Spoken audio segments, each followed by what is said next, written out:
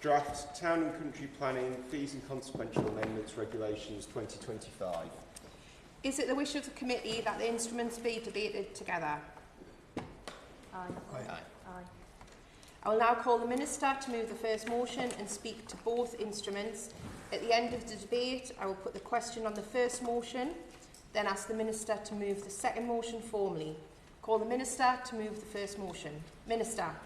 Thank you, Mr Lawbuck. It's a privilege to serve with you in the chair. I beg to move that the committee has considered the draft Town and Country Planning Fees and Consequential Amendments Regulations 2025, which were laid before the House on the 13th of February, and the draft Community Infrastructure Levy Amendment, etc. England Regulations 2020-25, which were laid before the House on the 25th of February.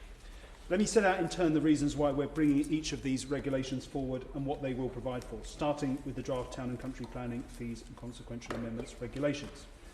Mr Lawbuck, planning is principally a local activity, but it is a well-established principle that in limited circumstances and where issues of more than local importance are involved, it is appropriate for the Secretary of State to make planning decisions. Recent experience, including the response to COVID-19, has exposed that the existing route for securing planning permission on Crown land, namely the urgent Crown development route under section 293A of the Town and Country Planning Act 1990, which was introduced in 2006, is not fit for purpose. Indeed, it's telling that it's never once been used. Furthermore, government departments have struggled to secure local planning permission for nationally important public service infrastructure, such as prisons. The Levelling Up and Regeneration Act, passed by the previous government in the last Parliament, made provision to address these challenges by providing two new routes for planning permission for Crown development in England. The first route, referred to as Crown development, is for planning applications for Crown developments which are considered of national importance. These applications are to be submitted to the Planning Inspectorate directly, instead of to local planning authorities. A planning inspector will consider and determine the application unless the Secretary of State for Housing, Communities and Local Government recovers the application to determine herself. The second route is an updated urgent Crown development route. This will enable applications for nationally important development that are needed urgently to be determined rapidly under a simplified procedure. Applications under the urgent route will be submitted to the Secretary of State for Housing, Communities and Local Government. These new routes, Mr Lawbuck, can only be used for developments where it is clearly justified. Provisions in the Levelling Up and Regeneration Act require that applications can only be accepted by the Secretary of State if she deems that the proposed development is of national importance and urgent in the case of the urgent Crown development route. Happily give way to the Honourable Gentleman. Thank you, Minister, for giving way, and I draw members' attention to my register of interest as a local councillor. With what he's just outlined, could he just give us a bit of a flavour about how local people can still put their representations forward, even if it's going straight to the Secretary of State or straight to the Planning Inspector? Because I'm just concerned that obviously removing that from local councils and putting it through this new route, which he's just described, may be harder for local residents to feel like their voice is being heard, even on those important national infrastructure projects. Well, I thank the Honourable Gentleman for this question. Let me deal with community engagement under both routes. When it comes to Crown development, community engagement will be a key part of the process, and communities will be fully engaged throughout. Much like an application submitted to a local planning authority, there will be a mandatory consultation and publicity of the application for a minimum period of 21 days. This period will be 30 days if the development is an EIA development. This enables members of the community to view and comment on the application. We expect that the majority of Crown development applications will be subject to a public hearing, and those who made comments will be notified when this is to take place. Interested parties can attend the hearing if the inspector allows it. Any comments made during the consultation, publicity period and hearing which raise material planning matters will then be taken into account as part of the decision-making process. The local planning authority will be consulted and will also have a role to play in publicising the application. They'll need to place the application and associated documents on their planning register. Also, PINs do not have a local presence. The local planning authority will be required to affix site notices during the mandatory publicity period and notify those owners or occupiers who adjoin the site. For urgent Crown development, the other route that the Levelling Up and Regeneration Act provides for, the local planning authority will again be consulted as part of the application. This is mandated by section 293C, subsection 2A of the Town and Country Planning Act 1990. We've made provision about the consultation procedure in the draft order. Now, while we appreciate the importance of community engagement, given the urgency with which decisions must be made in the approach to the consultation with the community in this process. These will be assessed on a case-by-case basis. In circumstances where decisions need to be made very quickly, it may not be possible to conduct a meaningful public consultation and reach an urgent decision. And I hope that satisfies him as to the different types of community engagement under both routes. Ms. Allbutt, these new routes, as I said, can only be used for developments where it is clearly justified. And provisions in the Levelling Up and Regeneration Act require that applications can only be accepted by the Secretary of State if she deems they are of national importance, and in the case of the urgent Crown Development route, urgent. I made a written ministerial statement on the 13th of February which set out the principles under which national importance and urgency will be determined. Applicants are required to set out the reasons why they consider that the development is of national importance, and in the case of urgent Crown Development, needed as a matter of urgency when submitting an application.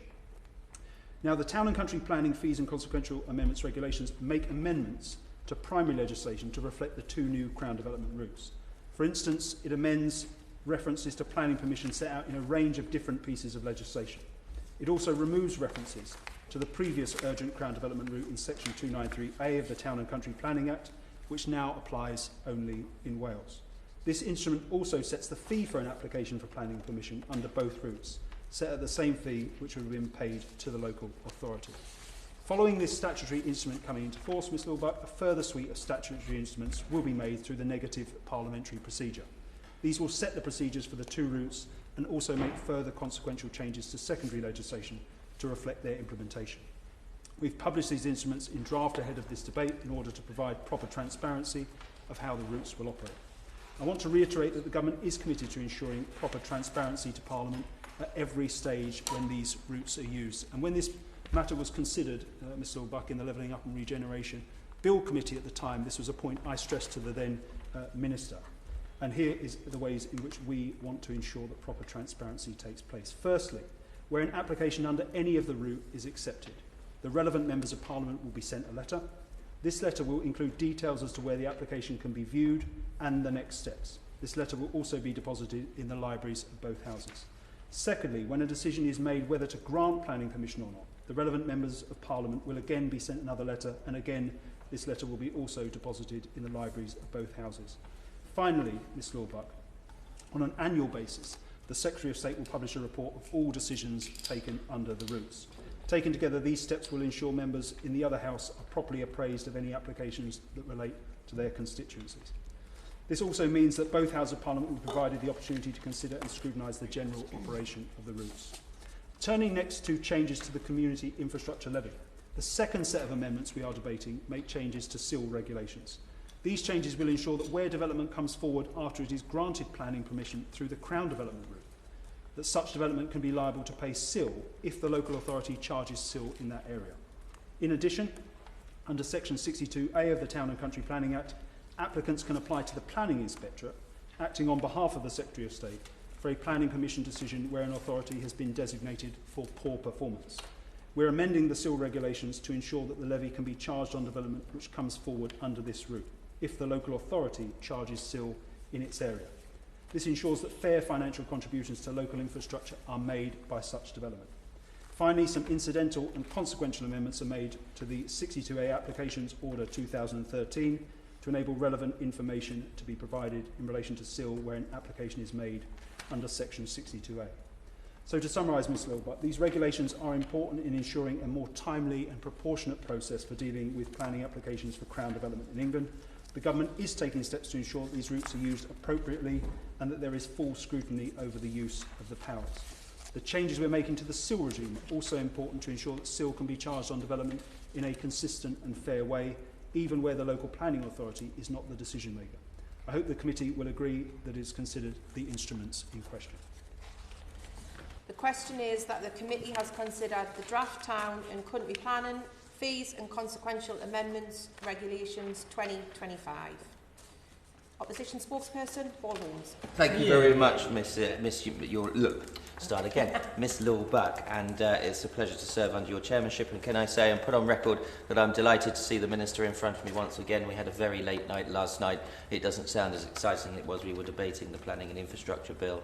and I look forward to serving on the committee with him over the next few months. And I'm grateful to the Minister and grateful to be able to address several important questions that I feel we need to ask in relation to the Town and Country Planning Fees and Consequential Amendments Regulations 2025. On the second amendment, I don't intend to ask questions today. We broadly support the aims of the Minister, so my comments will focus on the first. Firstly, I must express some concerns over the absence of a public consultation on this piece of delegated legislation. While I acknowledge that there has been engagement between the Minister for Housing, Communities and Local Government, and I believe him and the papers within that, knowing the Minister personally, and the Welsh Government, I'd like to ask the Minister, can he update us on which specific sections of this legislation the Welsh Government has directly contributed to that enables us to have these regulations today? And furthermore, we are told that this legislation will foster development, but can the Minister clarify what general development he believes this Labour Government will promote on Crown land and how the Government plans to take full advantage of these changes?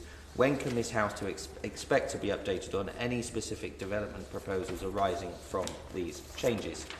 And we must not forget that the critical role of environmental protections, especially when it comes to Crown land, the balance between development and the protection of our species and habitats is of utmost importance. So I would like to ask the Minister, you'll see there's just questions in this, Ms Lilbuck, to not detain the committee.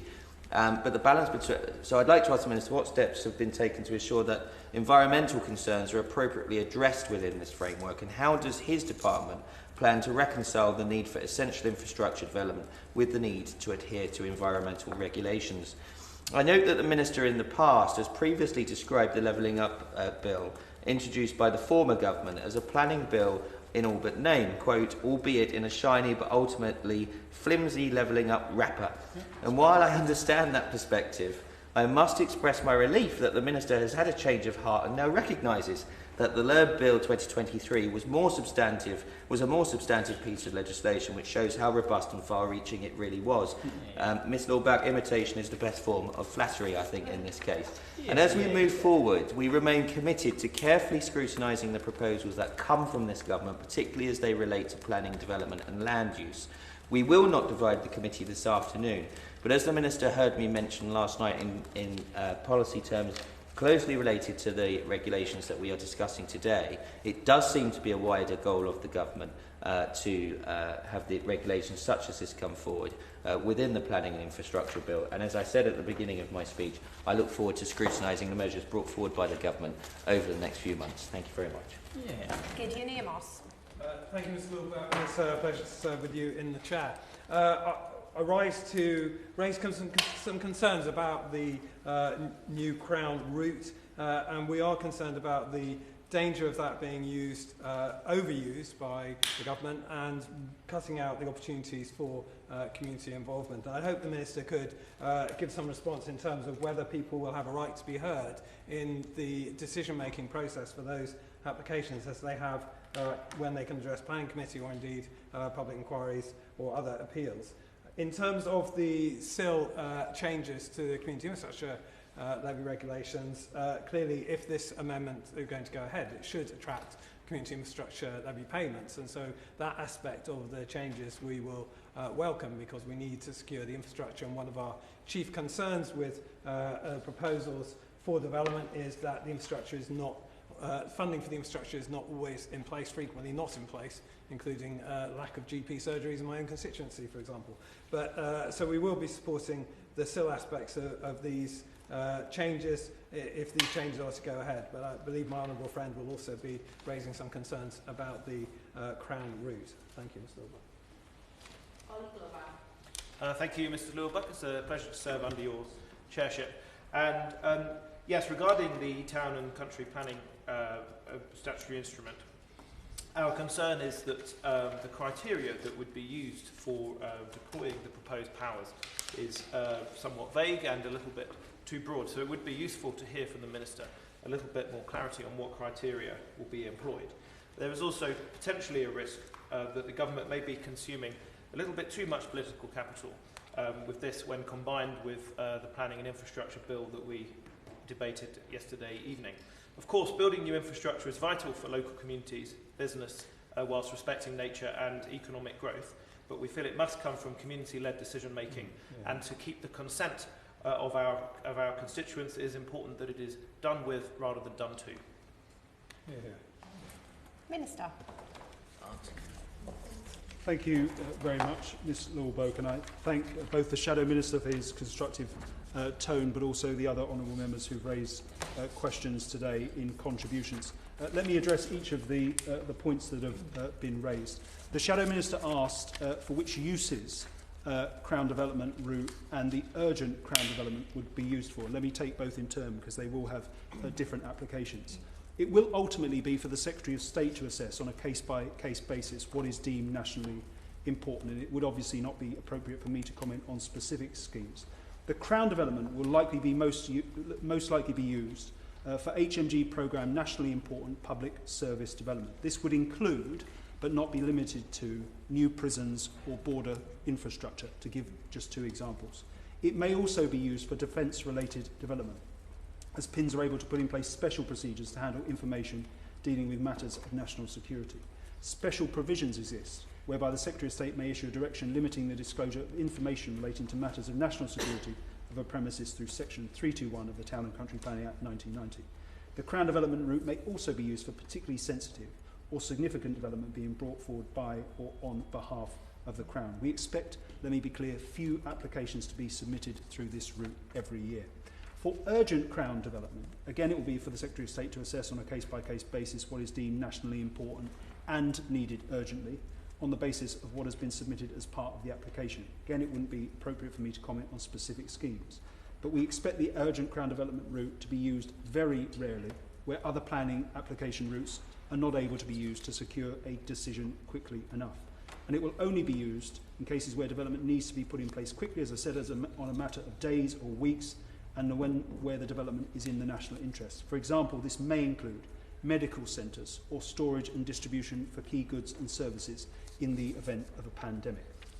The Shadow Minister asked what environmental protections are in place. Through both routes, we are maintaining important environmental safeguards.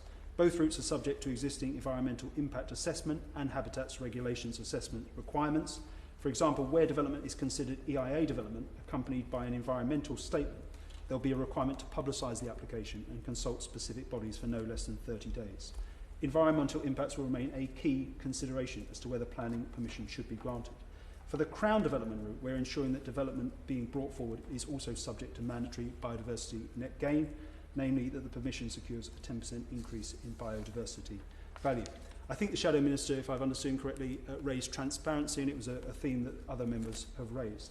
As I set out very comprehensively in the written ministerial statement issued on the 13th of February, both routes have important safeguards and transparency measures, and this wasn't a feature that was apparent at the time of the Levelling Up and Regeneration Bill Committee. I did press the Minister at the time on it, and I've worked very hard, and it was very important to me to ensure there are important safeguards and transparency measures in place so people know the rationale for where these powers are used, these routes are used, and what safeguards will apply. And just lastly, the Honourable Gentleman asked, I think essentially, how we would define national importance and urgency, because there is a subjective element to it. The government is obviously, Ms Lawbuck, committed to a planning system where decisions are made locally. We had a long discussion about local plans and planning committees in the second reading of the Planning Infrastructure Bill last night. But it is a well-established principle that in limited circumstances it is necessary for the Secretary of State to make planning decisions where planning issues are of more than local importance. What is considered of national importance is to be determined on a case-by-case basis. The Secretary of State will use the principles set out in the written ministerial statement I mentioned when determining whether a proposal meets this bar. The Secretary of State will in general only consider a development to be of national importance if the development would involve the interests of national security or of foreign governments, contribute towards the provision of national public services or infrastructure such as prisons and border infrastructure, as I've mentioned already, support a response to international, national or regional civil emergencies, or otherwise have significant economic, social or environmental effects and strong public interest at a regional or national level. And it will obviously, Ms Lawbuck, be for the applicant to set out evidence as part of the statement when accompanying the application, which demonstrates that at least one of those principles has been met.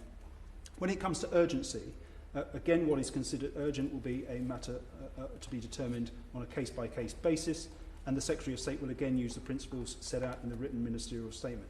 The applicant in these circumstances is required to provide a statement to accompany the application setting out why they consider the development to be both nationally important and needed as a matter of urgency.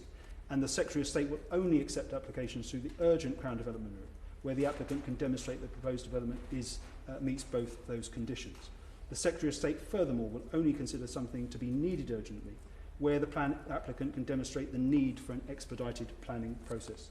To this end, the applicant will need to demonstrate that the proposed development needs to be made operational to an accelerated timeframe, that it is unlikely to be feasible using other application routes, including the Crown Development route, and that will need to evidence the likely consequences of not securing a decision within the accelerated timeframe. I hope that answers all the points that have been raised by honourable members today. In conclusion, Ms Allbutt, the two new routes for planning permission we're seeking to implement are necessary and timely, and these regulations represent a crucial step toward their delivery. The changes we're making to the SIL regulations are equally important in order to maintain the integrity of the SIL charging regime. These will ensure, as I've said, a clear and consistent approach is taken to the levy, regardless of who the planning decision maker is. I hope the committee will welcome these regulations, and I beg to move. The question is that the committee has considered the draft Town and Country Planning Fees and Consequential Amendments Regulations 2025. Does many of that opinion say aye? Aye. Of the contrary, no. I think the ayes have it. The ayes have it. Draft. Committee Room 12, sound.